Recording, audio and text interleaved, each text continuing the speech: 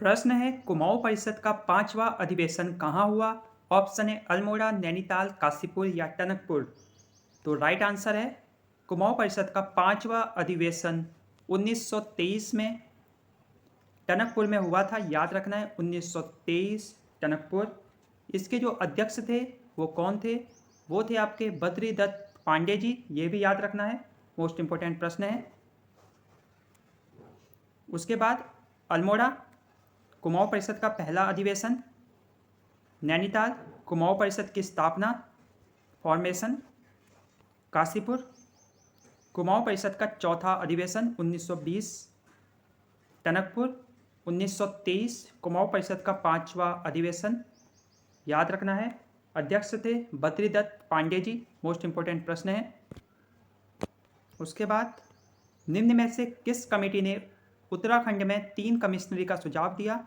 Option है Bhartwal committee, Kaushik committee, Dixit committee या Trivendra committee. तो राइट आंसर है उत्तराखंड में 3 कमिश्नरी का सुझाव कौशिक कमेटी ने दिया। कौशिक कमेटी के अध्यक्ष कौन थे? वो थे राम शंकर कौशिक। याद रखना है, राम शंकर कौशिक पूरा नाम पूछ सकता है। कौशिक कमेटी के अध्यक्ष राम शंकर कौशिक थे। त्रिवेंद्र कमेटी में आपको कंफ्यूज नहीं होना है। उक्रांद का प्रथम विभाजन कब हुआ? 1885, 1887, 1888 या 1886। तो उक्रांद का जो प्रथम विभाजन है वो 1887 में हुआ है। अब आपसे ये भी पूछ सकता है, उक्रांद के विभाजन के समय उक्रांद के अध्यक्ष कौन थे? तो वो थे काशी सिंह ऐरी जी। काशी सिंह ऐरी जी, याद रखना है। उसके बाद आपको पता होना चाहिए उक्रांद की स्थापना कब हुई है। उक्रांद की स्थापना 24-25 जुलाई को हुई है 1969। स्थान मसूरी है। याद रखें 1979 एम। 24-25 जुलाई 1979 मसूरी। और अध्यक्ष थे डी पंत, देवीदत्त पंत। याद रखना है DDP। तो राइट आंसर है उक्रांद का प्रथम विभाजन 1887। काशी सिंह ऐरी अध्यक्ष थे इस समय। उसके बाद हमारा प्रश्न है, कुमाऊं परिषद का कांग्रेस में विलय किस वर्ष हुआ? तो कुमाऊं परिषद का कांग्रेस में विलय बहुत ही फेमस प्रश्न है, UPSSC जरूर पूछेगा आपसे। कुमाऊं परिषद का कांग्रेस में विलय कब हुआ? कुमाऊं परिषद का कांग्रेस में विलय 1926 में हुआ। कब हुआ है? 1926 में हुआ है। याद रखना है।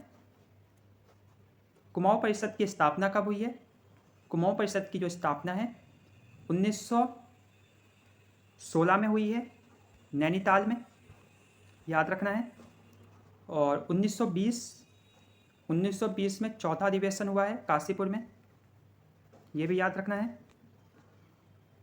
तो राइट आंसर है कुमाऊं परिषद का कांग्रेस में विलय 1926 में हुआ है। 1919 में तीसरा अधिवेशन हुआ है कुमाऊं परिषद का। ये भी याद रखना है।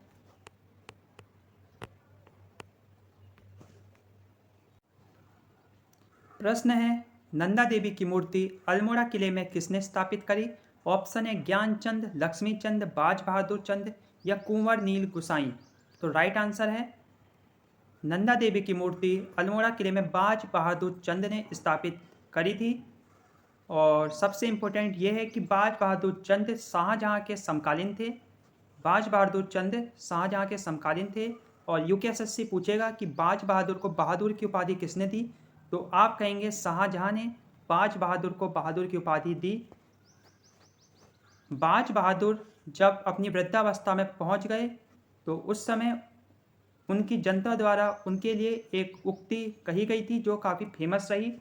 वो कुछ इस प्रकार है, बरस भयो 80 बुद्धि गई नस्सी। बरस भयो 80 मतलब बाज बहादुर चंद को 80 साल हो गए हैं, जिस कारण उनकी बुद्धि नष्ट हो गई है। बुद्धि गई नस्सी। तो UPSSC पूछ सकता है बरस भयो 80 बुद्धि गई नस्सी किसके लिए कहा गया है? तो आप कहेंगे बाज बहादुर चंद। काफ़ी अच्छा प्रश्न है। उसके बाद है, नायक कुप्रथा का उद्भव किसके समय में हुआ? ऑप्शन है ज्ञानचंद, भारती चंद, जगत चंद या इनमें से कोई नहीं। तो नायक कुप्रथा का उद्भव, जिसके बारे में हम पहले डिस्कशन कर चुके हैं, तो नायक कुप्रथा का उद्भव भारतीय चंद के शासनकाल में हुआ है, इसे याद रखना है। मोस्ट इंपोर्टेंट प्रश्न है।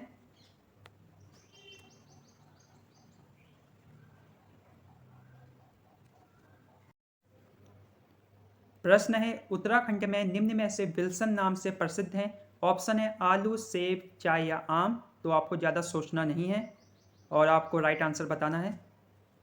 तो राइट आंसर है सेब। अब आपसे यूकेएसएससी पूछेगा कि हर्षिल उत्तरकाशी में, हर्षिल जो उत्तरकाशी में है, वहाँ सेब की खेती की शुरुआत किसने करी? तो आप कहेंगे फ्रेडरिक विल्सन ने हर्षिल उत्तरकाशी में सेब की खेती की शुरुआत करी थी, याद रखना है। उसके बाद एक कुमाऊं गवर्नमेंट गार्डन की स्थापना किस वर्ष हुई और इसका क्या शुरुआती उद्देश्य था? ऑप्शन है 1909, 1908, 1905 या 1906। तो कुमाऊं गवर्नमेंट गार्डन की स्थापना 1909 में हुई और इसका जो प्रारंभ में उद्देश्य था वो आलू की खेती पर फोकस करना था, आलू के उत्पादन पर फोकस करना था, वह उन्नत बीजों के उत्पादन में फोकस करना था। तो याद रखना है।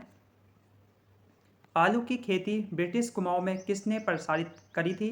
ट्रेल, गार्डनर, हल्डस्टन या रैमजे? तो आपको बताना है आलू की खेती ब्रिटिश कुमाऊं में किसने प्रसारित की थी। आपके पास 5 सेकंड का समय है, आप बता सकते हैं।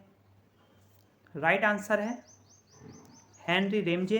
देखते हैं कहाँ है ऑप्शन, सबसे लास्ट में है। आलू की खेती ब्रिटिश कुमाऊं में हेनरी रेमजे ने प्रसारित की थी।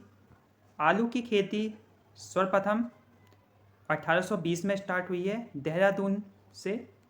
और किसने स्टार्ट की थी? मेजर यंग ने, याद होना चाहिए। आलू की जो खेती है सर्वप्रथम 1820 ईयर याद होना चाहिए। उसके बाद देहरादून, उसके बाद मेजर यंग, 3 चीज़ें याद होनी चाहिए। आलू की खेती की शुरुआत किसने करी? सबसे पहले देहरादून में आलू की खेती की शुरुआत हुई है, वर्ष था 1820। और किसने करी? मेजर यंग ने कर रखी है, याद होना चाहिए। उसके बाद आपसे पूछेगा आलू की खेती ब्रिटिश कुमाऊं में किसने प्रसारित करी? तो आप कहेंगे हेनरी रेमजे ने। अगर आपसे पूछे कि विदेशी आलू की खेती, तो विदेशी आलू की जो खेती है वो 1864 में स्टार्ट हुई है। 1864 कहाँ हुई? नैनीताल में। जबकि नॉर्मल आलू की खेती देहरादून में स्टार्ट हुई है और विदेशी आलू की नैनीताल में। और किसने करी? वो कर रखी है हैरी ब्रजर ने। विदेशी आलू की खेती हैरी ब्रजर ने स्टार्ट कर रखी है। हैरी ब्रजर याद रखना है, साथ में नैनीताल याद रखना है और याद रखना है 1864। 1864 ये हो गया हमारा। आलू की खेती ब्रिटिश कुमाऊं में किसने प्रसारित की? रेमजे ने, हेनरी रेमजे। बिहार में पहाड़ी आलू को किस नाम से जाना जाता है? हिमालय आलू, लाल आलू, नैनीताल आलू या देहरादून आलू? तो आप बता सकते हैं अपना आंसर। बिहार में पहाड़ी आलू को नैनीताल आलू के नाम से जाना जाता है, याद रखना है। मोस्ट इम्पोर्टेंट प्रश्न है। और आपसे पूछेगा कि नैनीताल आलू को ट्रेडमार्क किसने बनाया? तो आप कहेंगे नॉर्मन गिल ने, नॉर्मन गिल ने, नॉर्मन गिल ने